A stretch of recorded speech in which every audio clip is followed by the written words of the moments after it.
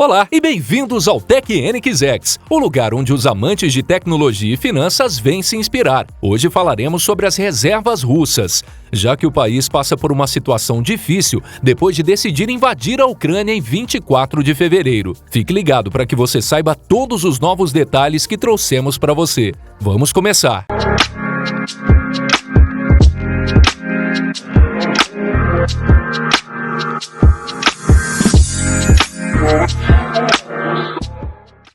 A situação desencadeada pela Rússia ao invadir a Ucrânia, que é um país soberano, mostrou que as sanções internacionais são capazes de privar uma nação de suas reservas cambiais acumuladas em bancos centrais. Tal invasão poderia remodelar a geopolítica e o papel do dólar americano como moeda internacional. A definição de dinheiro, objeto de debate há anos, voltou à tona, tendo em vista o bloqueio das reservas do Banco Central russo. Isso mostra que o acúmulo de ativos estrangeiros é um risco diante de possíveis bloqueios militares e econômicos que possam surgir. Uma das principais ações tomadas pelos Estados Unidos e seus aliados quando Putin invadiu a Ucrânia foi fechar o acesso do Banco Central russo a quase toda a reserva cambial, avaliada em 630 bilhões de dólares. Portanto, a montagem de todo um sistema monetário contra o grupo dos 20 será difícil e haverá consequências para a Rússia nos próximos anos. Um fato que fez com que os países desenvolvidos decidissem acumular mais fundos para proteger suas moedas contra possíveis quedas foi a crise financeira que a Ásia teve em 1997. Desde então, as reservas oficiais subiram de 2 trilhões de dólares para quase 15 trilhões de dólares no ano passado, de acordo com dados fornecidos pelo Fundo Monetário Internacional. Nos últimos anos, os bancos centrais também optaram por comprar ouro e recomprá-lo, mas essa reserva mal simboliza 13% dos seus ativos. A maioria ainda são moedas estrangeiras, que são 78%. Na esteira dos acontecimentos recentes, os economistas têm destacado os riscos de certas decisões que foram tomadas, pois, com exceção do ouro, os outros ativos têm terceiros como responsáveis, que podem decidir que esses ativos de um momento para o outro não valem mais nada. Por exemplo, em 2021, o Fundo Monetário Internacional impediu o acesso a fundos no Afeganistão controlado pelo Talibã. Embora o Ocidente congelou as reservas russas, não pode impedir que novos dólares e euros entrem no país. Além disso, o superávit da conta corrente da Rússia, que é a receita que excede os gastos, é de cerca de 20 bilhões de dólares por mês, graças às exportações de petróleo e gás do país, que a União Europeia e os Estados Unidos querem continuar comprando. Esses números vão para o setor privado, mas também são movidos por funcionários. A incapacidade de usar dólares de grandes bancos, como o Iceberg Bank, e excluir outras instituições bancárias do sistema SWIFT cria um caos na economia, especialmente porque as empresas estrangeiras têm medo de comprar energia russa, embora esse setor esteja excluído das sanções. Da mesma forma, a moeda forte circulará através de credores que se concentram na energia e que podem ser usados para o pagamento de importações. Toda a situação demonstra a vulnerabilidade do dinheiro como uma reserva universal de valor, porque há constantemente o perigo de que ele corroa devido ao fato de que as exportações-chave são proibidas, como no caso da Rússia.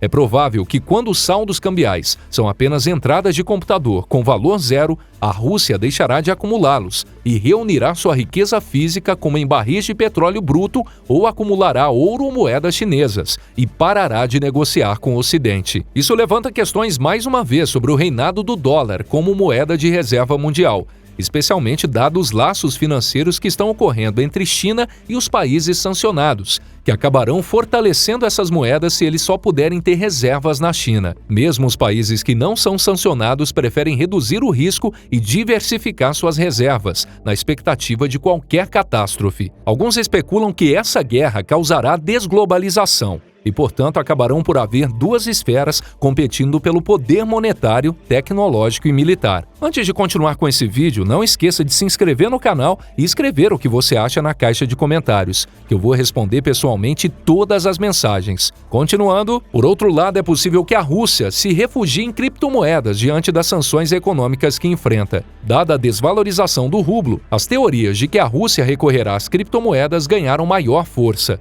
especialmente no último mês do primeiro trimestre de 2022, quando um dos mercados digitais alegou que as mudanças da moeda russa para as criptomoedas aumentaram significativamente. Os valores foram de aproximadamente 30 milhões de dólares. Esse fato alertou a União Europeia e os Estados Unidos, que anteciparam a situação.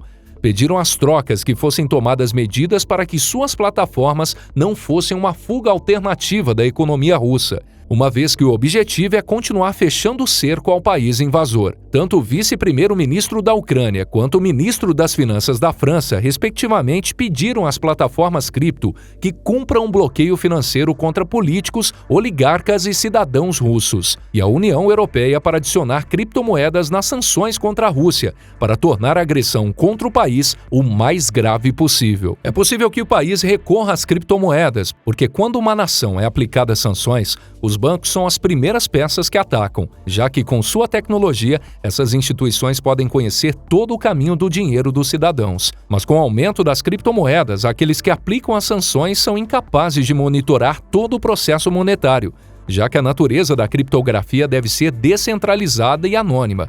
É por isso que os ativos cripto não devem responder a nenhuma entidade superior e são independentes de qualquer medida que um banco central tome.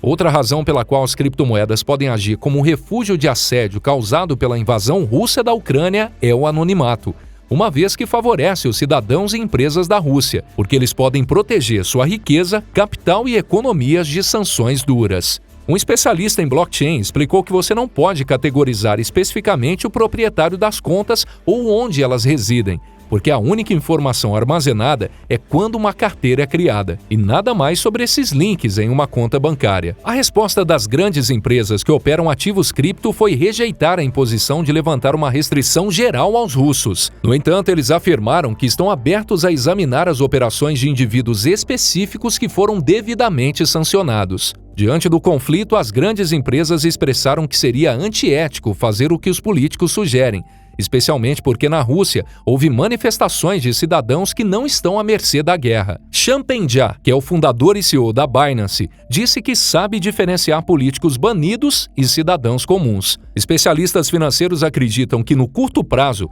as criptomoedas podem ser uma solução, mas que não podem resolver totalmente o problema enfrentado pela Rússia, uma vez que não eliminarão todos os prejuízos que as sanções econômicas geram. Em relação às sanções, o último movimento contra a Rússia foi o aviso de que bloquearão as transações financeiras em ouro do Banco Central Russo, com o objetivo de tornar a capacidade de Putin de usar suas reservas internacionais, e que o governo havia aumentado desde 2014. Essa nova sanção promovida pelos Estados Unidos e seus aliados foi para evitar que o metal fosse trocado pela Rússia para adquirir moedas estrangeiras que não foram sancionadas e evitar os impactos das medidas internacionais, ou que a Rússia usou ouro diretamente para obter bens e serviços de comerciantes interessados. Dado o exposto, podemos ver moedas estrangeiras protegidas e ouros em bancos centrais, mas eles não estão seguros contra bloqueios. Os fãs de criptomoedas diriam que é hora de recorrer a ativos digitais para proteger as economias do caos.